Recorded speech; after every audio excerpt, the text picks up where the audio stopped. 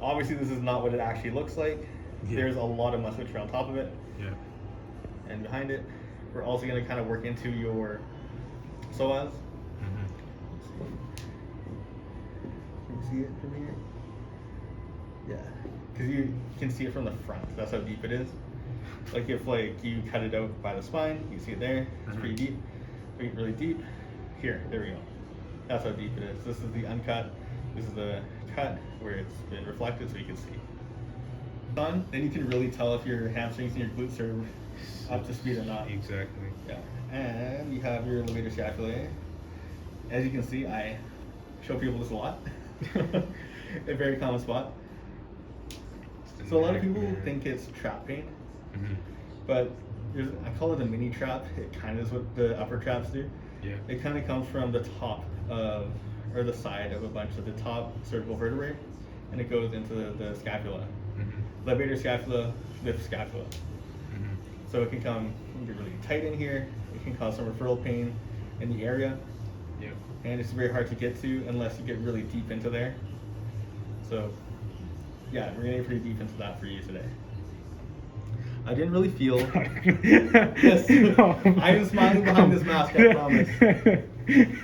Shit, And next off, we're gonna go to your biceps tendon. Yeah. So I think like your whole biceps is kind of a mess. This one especially. If you touch this one. Yeah, it's Yeah. So what can happen is biceps tendonitis.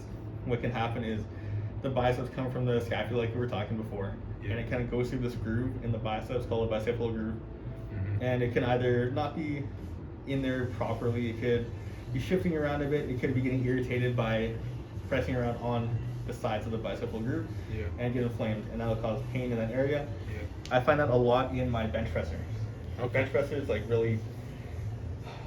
bench pressers have a big problem with this, and whenever someone says like, "Oh, I have problems bench pressing," Yeah. and I feel it in front of my shoulder, I always suspect this right away.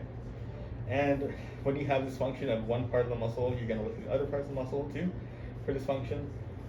You're having some pain here and around here into the insertion. So you might have what we call a biceps tendonitis as well. If it's been a long time, we'll call it biceps tendinosis, being a chronic microinflammation of the fibers, and it's kind of the only difference is how you treat them. Yeah. Tendonitis is more of like resting, Yeah. but most Icing. resting, icing, that kind of deal. Soothing. You want to reduce the inflammation, Yeah. but it's only if you had it for a while. Yes. So that would be tendinosis. That would go into like the chronic microinflammation. So for that, we would want you to do some exercises that actually increase the strength of it, and as well as you want to release the muscle a bit and see if you can kind of push it back into a nicer spot, but just mobilize it. Okay. With chiropractic, there's a lot of misconceptions that we put things back into place where they should be. Yeah. We kind of just hit things hard enough for them to go back to where they want to go. Okay. It's not that we put them in the right place. Yeah. If you have the right Direct. muscle, yeah. Yeah. If you have the right muscle strength, Yeah. and like the muscles are firing, and you have the right ligamentous stability in there, Yeah. you should go back to the right place. I hear you. Yeah. Yeah. I have a question. Yes. Like, I was like, when that happened, that impingement happened Yeah. first, like, I was given the advice to change my bench press to a more of a tucked pressing like Yeah. motion, more like it depends how you like to power lift, but more of a like tucked, elbows tucked. Oh, the elbows tucked. Yeah, more I of a mean- closer grip like press, and that's what I started doing. Yeah. And it that kinda could- helped, yeah, it That kinda could helped. help short term. Yeah, it lowered my bench though, because when I benched Okay. wider, it was Yeah. more Well, it's not. You don't have the significant. mechanical advantage you do when you're further out. Yeah. You also regain some range of motion. Yeah. You're using less pec Yeah, and exactly, less yeah. lat. So you're gonna be not as strong as before. Mhm. But it can take a little bit of pressure off of this, Yeah. Okay. and I do find people do that a lot. Yeah. But what we want to do is once this is kind of back to somewhat normal, then we're gonna kind of push it a little bit. We're gonna kind of bring you up by 1 finger per month, Yeah. maybe, Mhm. or 1 finger every like 2 weeks, Yeah. until you're back at the grip width you were at before. Yeah. That makes sense. That makes Because sense. we need you to get used to it. We can't just go 0 to 100 Yeah. Well, we could, but then you're gonna see me every day. iPhone. I don't know. That's no problem.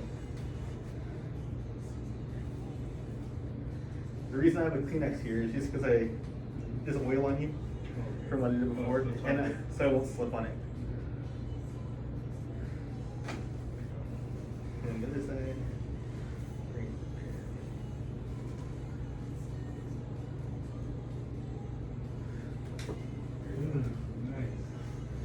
Nice. Real nice. That was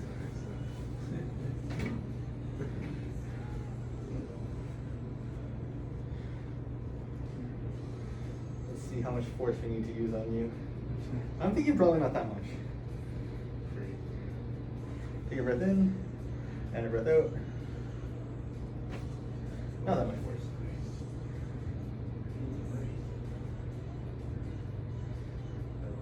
My legs.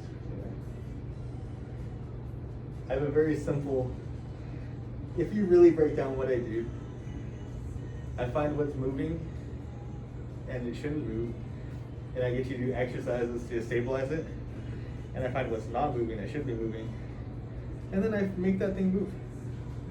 Very simple. I'm a simple man. Take a breath in and out. Yeah, that was enough on the first one. Yeah, I felt it.